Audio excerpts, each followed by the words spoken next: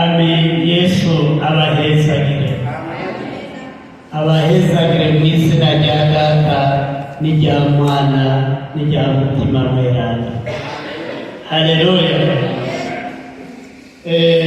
Nashaka dushimira Imana cyane, dushimira Imana yatuvyuye ikaduha umwuka w'abazima muri uno mwanya tukaba turi imbere yayo. Haleluya. Amashyi menshi ku Mana.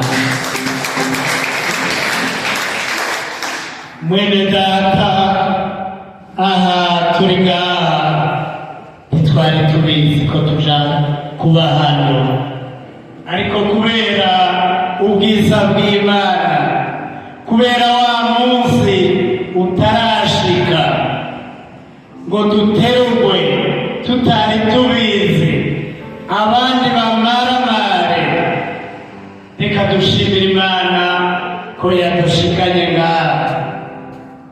Vuga uti reka dushimira Imana, reka dushimira Imana. Bene Data, reka dushimira Imana. Subiramo, dushimira Imana. Ntiwari uzi kubura, naje navyo narinzi, ariko Imana yabanye nawe, kandi naje yabanye nanje ko turi imbere yayo. Amashyi menshi ku Mana.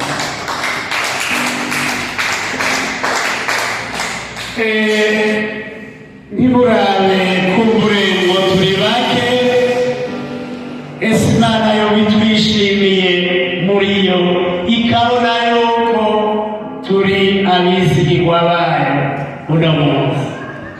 Haleluya. Muri wewe wiyumvemo ko Imana ikwishimiye, naje niyumvemo n'Imana yanyishimiye. Imana biraja kuyinezereza. Urabe uko ugenda, urabe uko ngenda, wewe wirabe uko ugenda n'ibyo ugenderamo, naje nawe ibyo ugenderamo ko bihimbara Imana uno munsi. Haleluya. Reka kwakirana dukoreshe